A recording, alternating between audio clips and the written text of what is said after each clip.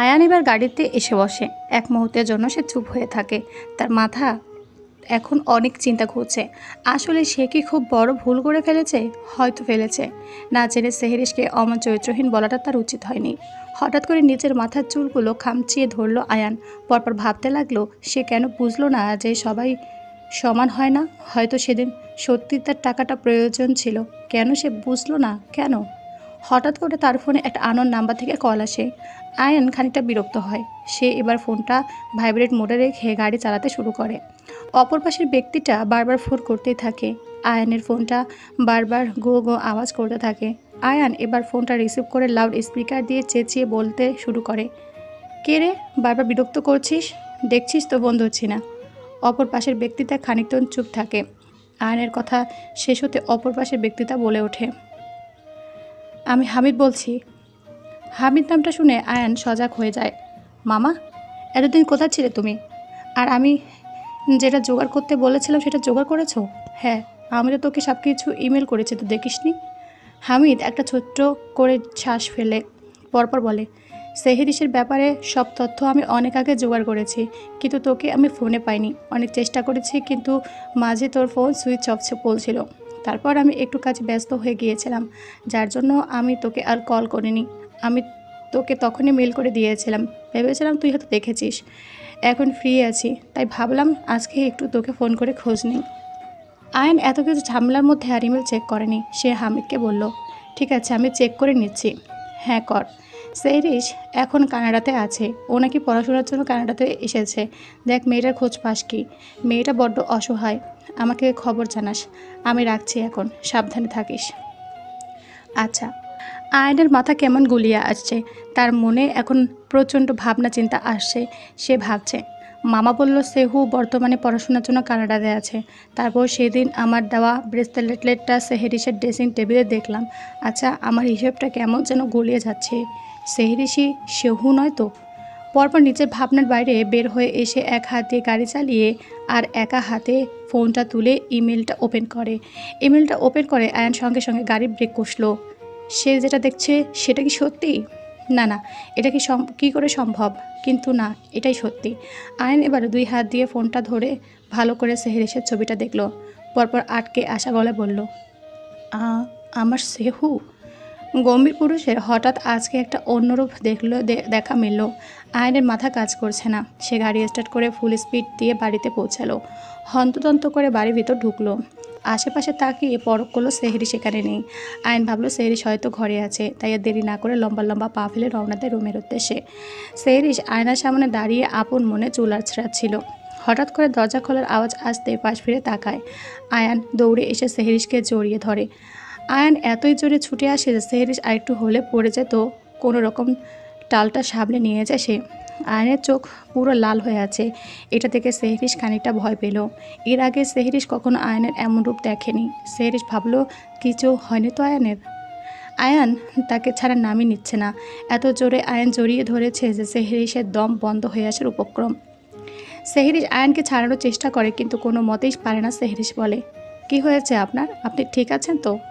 আয়ান কোনো উত্তর দেয় না। সেহরিশ আবার বলে, ছাড়ুন প্লিজ, আমার দম বন্ধ হয়ে আসছে। আয়নের কোনো হেলদোল নেই। সেহরিশ এবার বিরক্ত হয়ে বলে, ছাড়বেন? আয়ন এবার সেহরিশকে ছেড়ে তার সামনে দাঁড়ায়। সেহরিশ আয়নকে দেখে খানিকটা না অনেকটাই অবাক হয়। এ কি, আপনি কাঁদছেন কেন? ঠিক আছেন তো? আপনার কি হয়েছে আমাকে বলেন। আয়ন আর কিছু না বলে সে এবার তার হাত ধরে সেহরিশের চোয়ালে রেখে সারা মুখে অগণিত চুমু এঁকে দেয়। সেহরিশের কেমন যেন অজানা ভয় জেগে ধরেছে।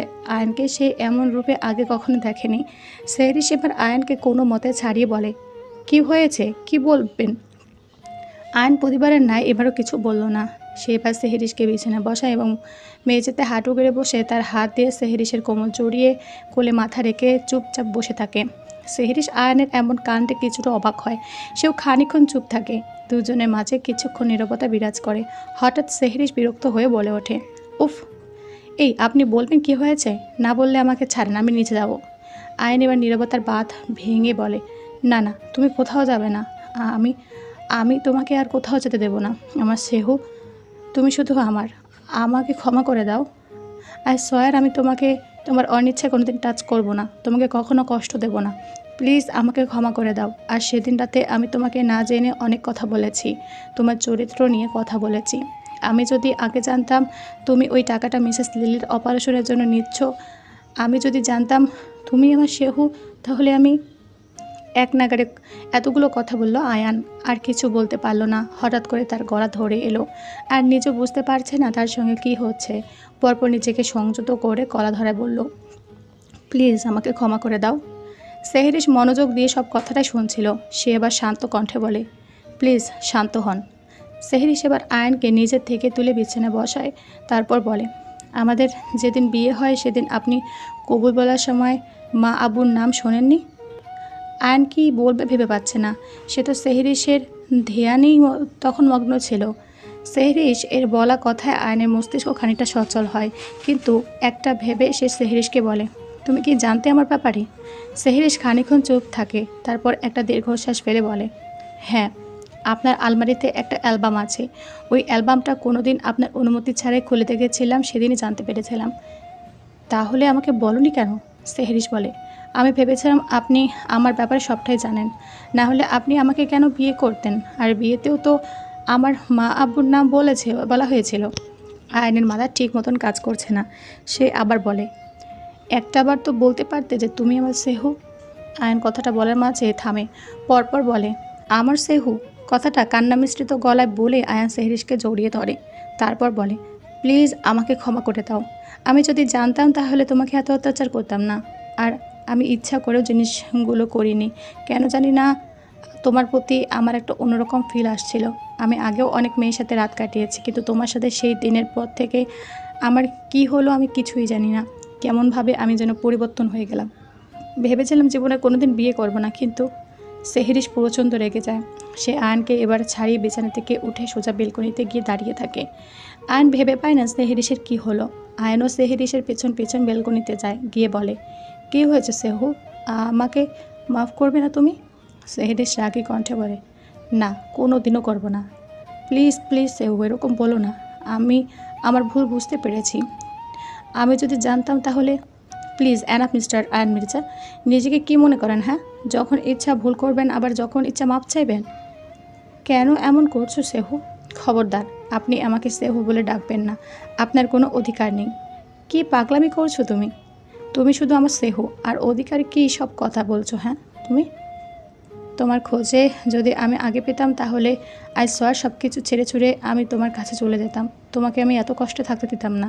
আর না আমি অন্য কোনো মেয়েদের সাথে আগে রাত কাটাতাম। সেহরিশ আয়নের কথা প্রচণ্ড রেগে যায়। সে এবার আয়নের জামার কলার ধরে চেঁচিয়ে বলতে থাকে, অন্য মেয়ে, অন্য মেয়ে, অন্য মেয়ে? কি তখন থেকে অন্য মেয়ের কথা বলছেন? আয়ন এবার সেহরিশের হাত দুটো ধরে ওর কপালে মাথা ঠেকিয়ে কণ্ঠ খাদে নামিয়ে বলে, প্লিজ সেহু জান, আমার জীবনে প্রথম আর শেষবার তোমার কাছে একটা জিনিস চাইছি।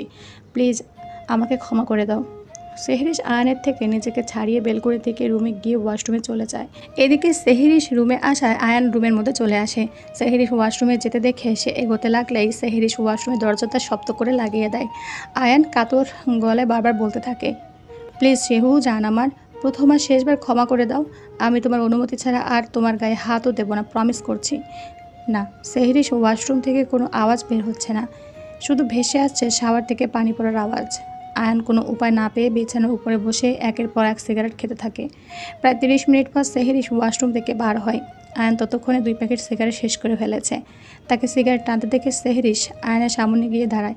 সে দেখে আয়নের চোখ পুরো লাল হয়ে গিয়েছে। আয়ান সেহরিশকে ওর সামনে দেখে আয়ান হাতে থাকা জ্বলন্ত সিগারেটটা ফেলে সেহরিশকে টেনে ওর কোলে বসিয়ে দেয়। সেহরিশ অনেক চেষ্টা করার পর আয়ানের থেকে ছাড়া পাওয়ার, কিন্তু আয়ান সেহরিশকে চেপে ধরে রেখেছে যাতে সে উঠে যেতে না পারে, এবং অবশেষে অনেক ধস্তাধস্তির পর শক্ত পুরুষালী শক্তির কাছে সেহরিশ হার মেনে নেয়। সেহরিশ এবার কিছুটা শান্ত হয়। মাথা তুলে দেখে আয়ান ওর দিকে এক দৃষ্টিতে তাকিয়ে আছে। ওর চোখের দৃষ্টিতে মায়া না নিজেকে অপরাধী মনে করা কী আছে সেটা সেহরিশ বুঝতে পারছে না। সেহরিশের চোখ আয়ানের চোখে পড়তেই তার বুকের মধ্যে হঠাৎ করে মোচড় দিয়ে উঠল। সেহরিশ আয়ানকে আগে কখনো এমনভাবে দেখেনি। যখনই দেখেছে রাগে গম্ভীর আয়ানকে দেখেছে, কিন্তু আজকে যেন আয়ানের অন্য রূপ প্রকাশ পেয়েছে। কেউই তার নিজের ভালোবাসার মানুষকে কখনো কষ্ট দিতে চায় না, আর কখনো কষ্টের মধ্যে দেখতেও পারে না। সেহরিশের ক্ষেত্রেও তাই হয়েছে। তারা যদি এত বছর দূরে না থাকতো তাহলে তাদের সম্পর্কটা হয়তো আরও মধুর হতো, আর আয়ানেরও এমন পরিস্থিতি হতো না। সেদিন রাতে যদি আয়ানের পরিবর্তে যদি অন্য কোনো ছেলে থাকতো তাহলে তো তার অনেক বড় ক্ষতি হয়ে যেত। হয়তো উপরওয়ালা এটাই চেয়েছিলেন, ওই জন্য আজ সে আয়ানের স্ত্রী রূপে তার সামনে বসে আছে। সেহরিশ এত কিছু ভেবে নিজেকে অনেকটা শান্ত করলো। সেহরিশ আয়নের দিকে তাকাতে আয়ন সেহরিশকে মায়াভরা কণ্ঠে বলল, আই এম সরি জান, বিশ্বাস করো আমি তোমাকে কষ্ট দিতে চাইনি, প্লিজ আমাকে ক্ষমা করে দাও, প্লিজ প্লিজ প্লিজ। আপনি স্মোক করছেন কেন? আয়ন কোনো কথা বলে না। এটা থেকে সেহরিশ একটু জোরালো কণ্ঠে বলে, কি হলো, কথা বলছেন না কেন? আয়ন এবার ধরে আসা কণ্ঠে বলল, তোমার ঘৃণা লাগছে না আমার উপর? আয়নের কথাটা শোনা মাত্র সেহরিশের কেমন যেন একটা চাপা কষ্ট হলো। মনে মনে ভাবলো, নিজের ভালোবাসার মানুষের উপর কি কখনো ঘৃণা আসতে পারে? পরপর নিজেকে সংযত করে শান্ত কণ্ঠে বলল, শোনেন। সেহরিশের হঠাৎ এমন ডাক শোনায় আয়ন একদমই প্রস্তুত ছিল না। সাথে সাথে আয়ন বলে, হ্যাঁ হ্যাঁ জান, বলো বলো। সেহরিশ আয়নের বুকে মাথা ঠেকিয়ে মাথা হেড করে বলে, আপনি আপনার অতীত সম্পর্কে আমাকে কখনো কিছু বলবেন না, কখনো মেয়ের কথা না, আমি আর কষ্ট পেতে চাই না। আর আজকের পরে কখনো স্মোক করবেন না। কথাটা শেষ করা মাত্রই সেহরিশের চোখ দিয়ে কয়েক ফোঁটা পানি গড়িয়ে পড়ল। আসলে কোনো মেয়ে চায় না যে তার ভালোবাসার মানুষকে কারোর সাথে ভাগ করতে। সেহরিশের হঠাৎ এমন বলা কথায় আয়ানের বুক থেকে যেন মনে হলো পাথর সরে গিয়েছে। সাথে সাথে আয়ান এর চোখও চিকচিক করে উঠল। আয়ান সেহরিশকে নিজের বুক থেকে তুলে নিজের মুখের সামনে নিয়ে আসে। সেহরিশের দুই গাল ধরে বলে, আমি সত্যি আর কোনোদিন তোমাকে কষ্ট দেব না, আমার জান, আমার শিহু পাখি। সেহরিশের মুখ আয়ান এর একদম মুখের সামনাসামনি আছে। আয়ান জোরে জোরে নিঃশ্বাস ফেলছে আর এটা সেহরিশের নাকের উপর এসে পড়ছে। সেহরিশ হঠাৎ করে একটা অবিশ্বাস্য কাণ্ড করে বসলো। সেহরিশ আয়নের মাথার পেছনে চুলটা মুঠো করে টেনে আয়নের ঠোঁটে গভীরভাবে নিজের ঠোঁট ডুবিয়ে দেয়। এতে আয়ন খানিকটা অবাক হয়, কিন্তু পরপর নিজেকে যেন অনেকটা হালকা মনে হয় যে তার শেহু পাখি তাকে মাফ করে দিয়েছে। আয়ন সেহরিশকে জড়িয়ে ধরে সেহরিশ আয়নের দুই হাত শক্ত করে মুঠো করে ধরে বিছানার সাথে লাগিয়ে ধরে পাগলের মতো কিস করতে থাকে। হঠাৎ করে আয়ান বুঝতে পারে সেহরিশের চোখে নোনা জল তার গাল বেয়ে পড়ছে। সেহরিশ আয়নকে ছাড়ানোর কোনো নাম নিচ্ছে না। আয়ন সেহরিশকে জোর করে ছাড়িয়ে দেয় আর দুজনে হাঁপাতে থাকে। আয়ন হাঁপাতে হাঁপাতে বলে, পাগল হয়েছে তুমি সেহু, আর কাঁদছো কেন? সেহরিশ কান্না করতে করতে বলতে থাকে, আজ থেকে আপনার উপরে শুধু আমার অধিকার থাকবে, আর কারোর অধিকার থাকবে না। কেউ আপনাকে টাচ করতে পারবে না, যা করার আমি করব। আর সেহরিশের আমার পাগলামি দেখে মুচকিয়ে হাসে। এরপর সেহরিশের কাছে গিয়ে তাকে জড়িয়ে ধরে বলে, না পাখি, কান্না করে না। আজ থেকে আমার উপর শুধু তোমার অধিকার আছে, আর কারো অধিকার নেই। আমি যা ভুল করেছি সব আগে করেছি, এখন তুমি ছাড়া আর কোনো মেয়ে আমার লাইফে নেই। সেহরিশ আয়নকে তার থেকে ছাড়িয়ে রাগী কণ্ঠে বলে, আপনার সাহস কী করে হয়?